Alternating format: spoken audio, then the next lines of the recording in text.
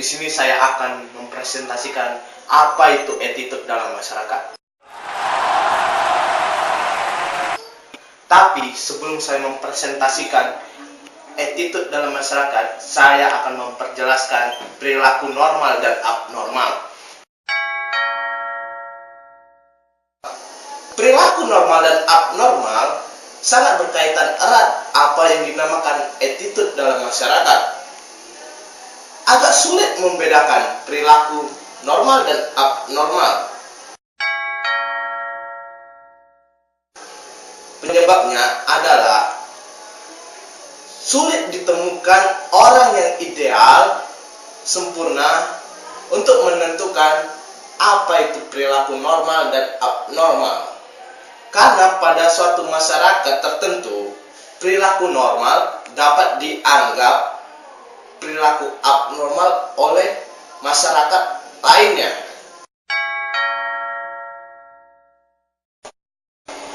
Ya, tadi sudah dijelaskan pengertian tentang normal dan abnormal. Sekarang saya akan menjelaskan tentang ciri-ciri dari orang normal. Pertama, sikap terhadap dirinya sendiri. Orang yang normal itu harus memiliki penilaian terhadap kekurangan dan kelebihan dirinya sendiri. Yang kedua, persepsi terhadap realitas. Orang yang normal harus memiliki persepsi terhadap dunia luar maupun dirinya sendiri. Selanjutnya, integrasi. Orang yang normal harus memiliki kepribadian yang utuh. Selain itu, kemampuannya juga harus sesuai dengan dirinya sendiri. Ya, selanjutnya ciri-ciri orang normal yaitu memiliki kompetensi. Kompetensi di antaranya kompetensi fisik, intelektual, emosional, dan sosial. Semua kompetensi tersebut harus mendukung dirinya dalam kehidupan sosial. Selanjutnya, otonomi. Seorang yang normal itu memiliki otonomi. Di sini diartikan sebagai kemandirian orang tersebut dan tanggung jawab terhadap dirinya sendiri. Selanjutnya, pertumbuhan aktualisasi diri. Orang yang normal itu terus berkembang kemampuannya untuk menunjang sebagai pribadi yang utuh.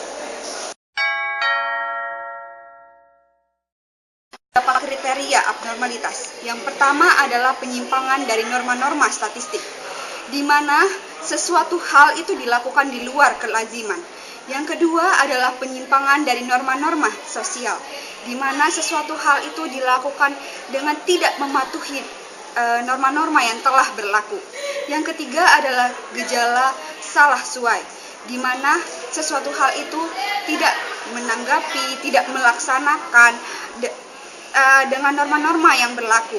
Dan yang keempat adalah ketidakmatangan. Ketidakmatangan di sini maksudnya sesuatu hal itu dilakukan oleh seseorang yang belum usianya. Misalkan dia umurnya 12 tahun, tapi dia sudah melakukan hal-hal yang dilakukan oleh umur 20 tahun, seperti merokok, seperti mabuk-mabukan.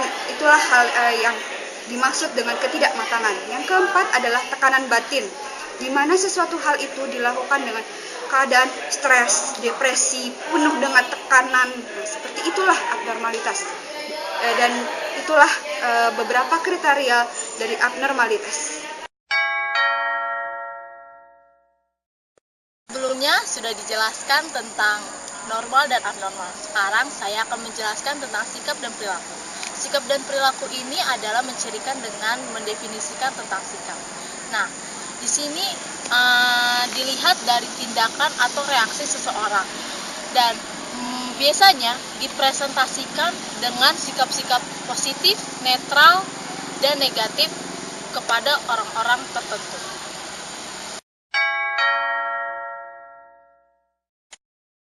Sikap terhadap diri sendiri merupakan penilaian realistik yang menunjukkan kekurangan dan kelebihan kita, dan dari sikap juga berhubungan dengan norma sosial. Jadi, dari sikap yang kita lakukan di dalam kehidupan sehari-hari, orang-orang bisa menilai sikap kita, kepribadian kita.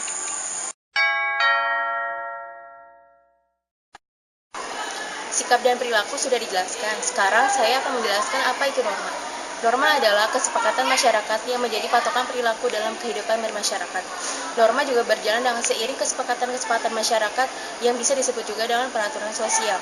Apabila norma itu dilanggar, maka orang yang akan melanggarnya akan mendapatkan hukuman, seperti mahasiswa yang mencontek di dalam kelas, mahasiswa yang mengambil sesuatu yang bukan hak miliknya, itu akan mendapatkan pelanggaran-pelanggaran sesuai dengan yang dilakukannya. Pada dasarnya, norma itu bersifat memaksa agar orang-orang yang mengambil keputusan itu sesuai dengan aturan yang telah berlaku. Contoh norma itu ada 4, yaitu cara, kebiasaan, tingkah laku, dan adat istiadat.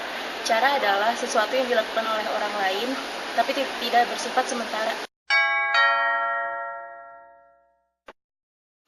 Norma itu ada 4 macam, yaitu cara, kebiasaan, tingkah laku, dan adat istiadat.